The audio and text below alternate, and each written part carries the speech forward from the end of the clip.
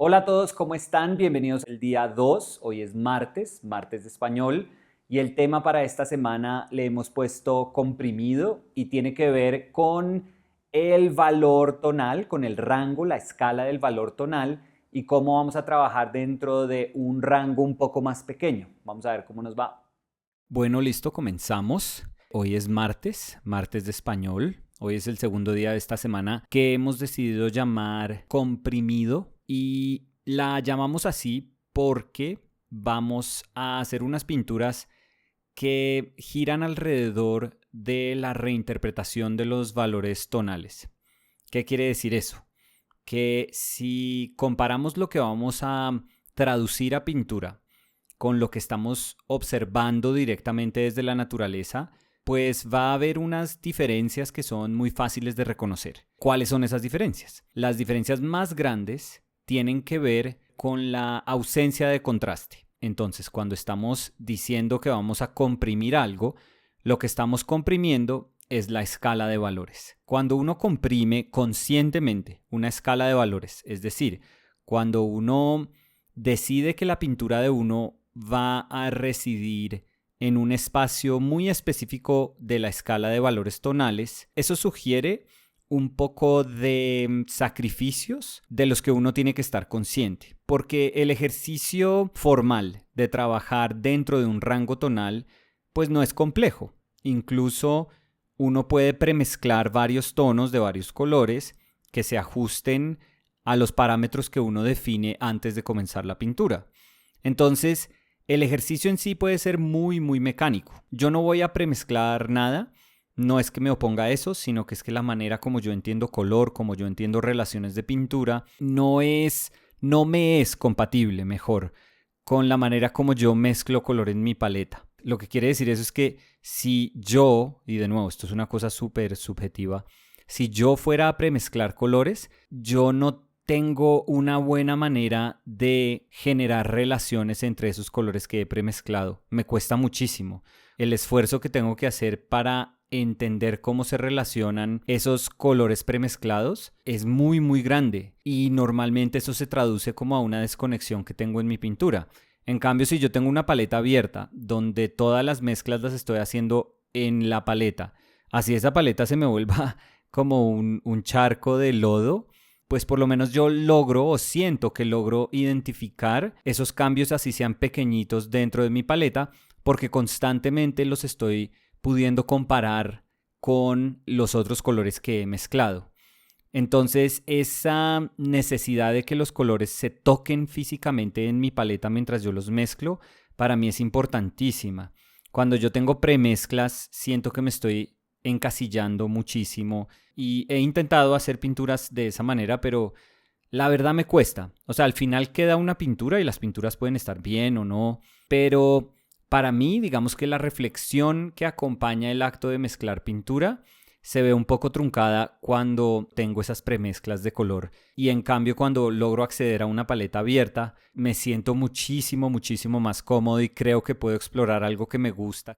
Entonces digamos que el ejercicio formal se puede tornar un poquitico mecánico si uno decide acomodarse en un rango específico tonal de la paleta. Lo que estamos tratando de hacer durante esta semana es tratar de ir un poquito más allá del ejercicio meramente formal. Si uno se obliga desde el comienzo, premezclando tonos, a acomodarse a unos parámetros específicos del rango tonal de la paleta, uno al final puede pintar lo que sea, o sea, el sujeto de mi pintura puede ser cualquier cosa, y el solo hecho de imponerle ese rango tonal pues va a hacer que la pintura funcione dentro de los parámetros que nos estamos trazando ahora para el ejercicio. Entonces digamos que uno podría chulear el ejercicio así súper fácil y se puede pintar cualquier cosa y eso está bien. Y el ejercicio pues nos estaría enseñando que no necesitamos calidades tradicionales de la pintura, de la imagen, para construir una imagen que puede también comunicar con la misma efectividad y con la misma fuerza, así no cuente con esa cualidad de contraste de valores. Estamos haciendo un sacrificio, estamos dejando a un lado el potencial que puede tener el contrastar tonos, es decir, poner algo muy oscuro contra algo muy claro, y además estamos aceptando que eso también es una calidad de la imagen que le atrae muchísimo al ser humano. A nosotros nos encanta el contraste, nos encanta. Nosotros ya hemos hablado un poquitico de eso, pero la manera como está programado nuestro ojo, nuestro cerebro, es que nos atrae muchísimo el contraste. Incluso desde chiquitos, desde bebecitos, ese es como uno de los primeros estímulos que tiene nuestra visión y nuestro cerebro, y es que nos atraen muchísimo formas que estén contrastadas. De nuevo, masas de algo muy claro contra masas de algo muy, muy oscuro. Es cierto que cuando decidimos no utilizar esa herramienta para hacer imágenes, que es muy poderosa, que es el contraste, pues podemos hablar de que lo que está sucediendo allí es un sacrificio. Es decir, que conscientemente estamos como diciendo, mi imagen no va a depender, no puede depender de instancias en donde el contraste era la manera de comunicar. Porque es que ese es el error que se comete muchas veces cuando se quiere hacer un ejercicio de este tipo. Nosotros pensamos que si una imagen o un estímulo natural, digamos que estamos trabajando directamente desde la naturaleza, que si ese estímulo funciona porque existe un altísimo grado de contraste, podemos esperar lo mismo de esa imagen cuando decidimos traducirla a un rango de tonos que es muchísimo más limitado. Y el error ahí está en nuestra expectativa con la imagen, porque obviamente la imagen se va a transformar en otra cosa. Si la imagen era poderosa por el hecho de tener contraste y decidimos sacrificar eso, pues la imagen ahora se va a resignificar porque va a ser una cosa totalmente distinta. Nosotros tenemos que ser muy, muy conscientes de eso. Ahora, ¿en qué medida vamos a decidir sacrificar ese contraste? Pues la decisión es así, es de cada uno de nosotros. Nosotros podemos exagerar muchísimo este ejercicio y hacer unas pinturas donde el rango tonal sea pequeñísimo, es decir, donde la distancia, el recorrido entre los valores que se van a utilizar sea muy, muy pequeño. Entonces vamos a tener que reinterpretar todo aquello que entendemos como luz y como sombra. Porque en nuestra cabeza normalmente, si decimos luz y si decimos sombra, nos hacemos una idea bastante específica de lo que quiere decir luz y sombra. Las luces, por ejemplo, nosotros las asociamos normalmente con algo muy claro. Las sombras normalmente las asociamos con algo muy oscuro. Entonces, cuando no tenemos ni un lado del extremo ni el otro y tenemos que solucionar un volumen, digamos, tenemos que darle volumen a una forma, pero no tenemos cómo hablar de algo que es muy claro o de algo que es muy oscuro, nos sentimos súper incómodos, pensamos que estamos haciendo algo mal. Incluso como que nuestro cerebro empieza a pelearle a la misma imagen, porque muchísimo de nuestro entendimiento de lo que es un volumen, pues depende de esos dos extremos del rango tonal, ¿no es cierto? De lo más claro y lo más oscuro. Por eso es que, digamos que clásicamente cuando nosotros tratamos de celebrar la tridimensionalidad de la forma, aquella que es accesible cuando pintamos, pues el goce máximo es poder utilizar todo ese rango tonal y poder generar unas relaciones de valores tonales amplísimas dentro de nuestra pintura. Y eso es una delicia, si uno logra identificar las diferencias que hay entre distintos momentos de la forma y describir cada uno de esos momentos con su correspondiente valor tonal, vamos a poder acceder a eso que nos entusiasma muchísimo a los pintores que somos tradicionales o que tenemos como una formación tradicional más o menos clásica o naturalista en donde estamos observando la naturaleza. Y es que podamos describir cómo la forma ocupa un espacio, cómo la forma es tridimensional. Eso es algo súper bonito que tiene la pintura. Entonces, sacrificar eso, decirle a nuestro cerebro que conscientemente sacrifique eso, pero que también trate de concebir una noción de forma, es súper complejo. Pero es súper complejo en el sentido de que es súper bonito. Se vuelve como un problema a solucionar. Y yo creo que la pintura es preciosa cuando se mete en problemas. Cada imagen impone sus propias reglas, impone sus propias normas que la gobiernan y uno como pintor tiene que identificar esas normas y tratar de solucionar desde esas normas. Eso es como de las cosas más bonitas que tiene la pintura cuando uno entiende que no es solo imponerse uno mismo ante la pintura, sino que también hay unos parámetros que el universo de la pintura que uno está generando ha constituido y que si uno trabaja dentro de esos parámetros, se vuelve más allá de una pintura como una ventana a un mundo y a un mundo distinto al de todas las otras pinturas que existen. Porque yo he dicho esto muchas veces, pero universos de pintura hay tantos como hay pintores en el universo. Cada uno de nosotros tiene esa capacidad, esa responsabilidad con la pintura de generar esas normas y como de obedecerlas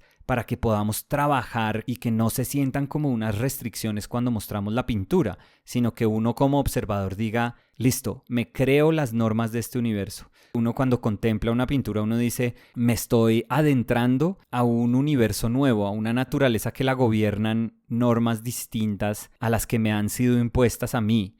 Y eso es muy, muy chévere. Cuando uno como que se deja ir y le cree el cuento a la pintura, eso es una cosa maravillosa. Cuando enseñaba en la universidad, yo le decía a todos mis estudiantes que yo siempre le quería creer al estudiante. Y uno no puede controlar si el estudiante quiere hacer algo en donde no se esfuerza o en donde está haciendo cualquier cosa como por salir del paso, por hacer una entrega afanada. Bueno, puede haber mil razones por las que un estudiante no conecte con el trabajo que se le está pidiendo.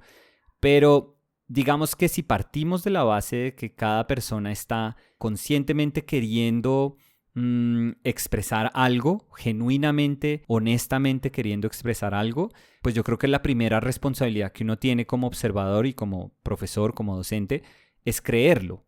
Entonces yo siempre les decía, yo les creo y yo estoy dispuesto a jugar. Yo aquí soy el primero dispuesto a jugar. No me quita la capacidad de ser crítico, porque si estoy dispuesto a jugar, pues dentro del juego soy capaz de identificar cosas que funcionan y cosas que podrían funcionar un poquito mejor.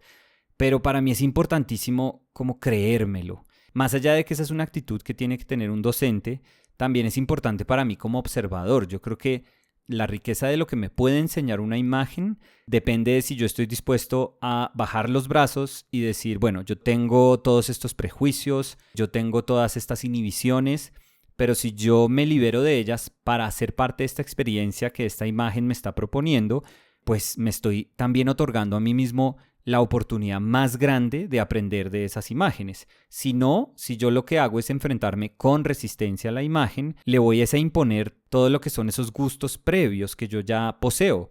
A uno le terminan gustando las cosas que se parecen a uno y uno termina no interesándose por cosas que son disímiles al trabajo de uno o a las cosas que lo conmueven a uno. Entonces creo que este es uno de esos ejercicios que exige un poco de disciplina cuando uno está trabajando, pero también exigen un poco del observador para entender que se están cambiando un poco las reglas de juego y que para disfrutarlas pues tenemos que estar dispuestos a empezar desde lo que propone la misma obra.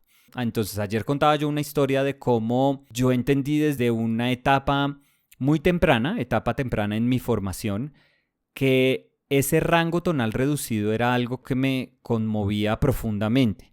Entonces yo hablaba de cómo vi una pintura de Tuachtman en el Museo Metropolitano y es una pintura que se me quedó tatuada en el cerebro. O sea, es imposible para mí como disipar el eco que ha tenido esa imagen durante todo lo que llevo pintando, durante 25 años pintando. Y ayer decía algo importante que era que ese tipo de cosas no son moda. O sea, esto no es que los tiempos cambian y yo me estoy tratando de ajustar a lo que es como una pintura contemporánea, una pintura actual. No, yo creo que esa es una de esas cosas que uno a veces conoce acerca de uno mismo y que apenas la reconoció, apenas la identificó, está ahí para quedarse. No hay nada que hacer. Es algo que uno desenterró de las entrañas y que uno dice, esto soy yo, esto es parte del ser sensible que soy yo. Y eso no tiene moda y eso no tiene como fechas de vencimiento. Entonces yo soy infinitamente agradecido con esa pintura porque fue en ese momento que logré identificar que eso era algo que iba a ser importantísimo dentro de mi práctica artística. Y es curioso porque Tuachtman es un pintor americano, un impresionista americano, pero no es un impresionista en el sentido, digamos, eurocéntrico de esa palabra, sino que ese grupo de artistas americanos que se denominaron como tonalistas, trabajaba pinturas que no necesariamente se acomodaban a lo que uno podría asociar con pinturas impresionistas europeas. Entonces la diferencia más grande que empieza a suceder es que ya no es esa persecución como del sol y el sol como aquello que nos deja acceder a este maravilloso mundo de color saturado con millones de matices, sino que los pintores tonalistas empiezan a trabajar desde una noción mucho más pesada de atmósfera. Entonces ellos hacen sacrificios en términos de matices para poder acceder como a un mundo muchísimo más terrenal. O sea, no es abrir los ojos a este mundo de luz que parece paradisiaco, sino que todo esto parecía muchísimo más arraigado a la tierra. ¿Qué pasa? Que no todos los pintores tonalistas se acomodan a esa definición que para mí es tan bonita de trabajar dentro de un rango de valores tonales limitado. No, hay algunos que sí. Yo he hablado muchísimo, por ejemplo, de las pinturas, los nocturnos de Whistler, que para mí es un absoluto genio, es uno de mis pintores favoritos, y esas pinturas son perfectas para describir el potencial que tiene el ejercicio que estamos haciendo dentro de esta semana si uno quiere generar una atmósfera pesadísima, casi que parece una niebla mucho más densa, parece como si fuera palpable ese aire. Entonces, no todas las pinturas pueden ser así. Por ejemplo, hay un pintor tonalista que es fantástico, que se llama Pinkham Ryder, y él hace esos sacrificios de los que hemos estado hablando, pero también hace uso, y un uso fantástico, de lo que es todo el espectro de valores tonales. Entonces, muchas de las pinturas de Pinkham Ryder tienen un contraste súper alto, altísimo. Pinkham Ryder es súper consciente de que necesita generar también unas transiciones muy, muy sensibles para que esos momentos de contraste alto se puedan sentir atmosféricos. Entonces, ese es un ejemplo muy chévere de un pintor tonalista que difiere mucho de lo que es el trabajo de algunas pinturas de Twachtman que referenciamos ayer y obviamente muy distante de lo que son las pinturas de los nocturnos de Whistler. Entonces fíjense que tonalismo no necesariamente quiere decir que es que porque estamos queriendo evidenciar el valor de una atmósfera en nuestra imagen, vamos a hacer sacrificios de contraste. No, puede haber un contraste amplísimo, como sucede en la pintura de Pinkham Ryder o de George Inness. Esos pintores utilizaban todo ese rango de valores tonales y lo hacían magistralmente. Pero a mí me atrae muchísimo esa idea de sacrificar esa cualidad de la imagen.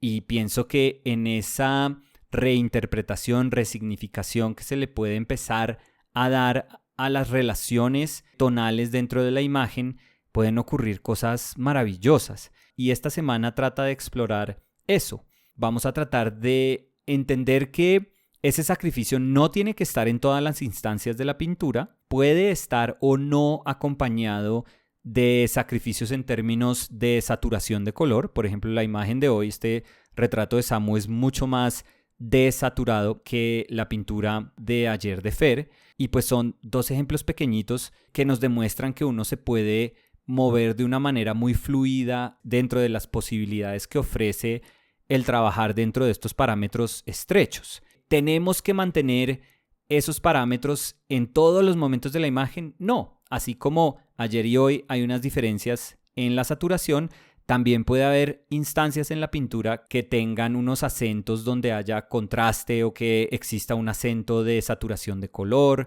Entonces, eso va a ser todo por hoy. Eso va a ser lo que vamos a explorar durante esta semana. Los invito a que nos acompañen mañana, donde continuamos con este ejercicio de reinterpretar, resignificar las relaciones de los valores tonales en nuestras imágenes. Muchas gracias. Nos vemos mañana. Chao.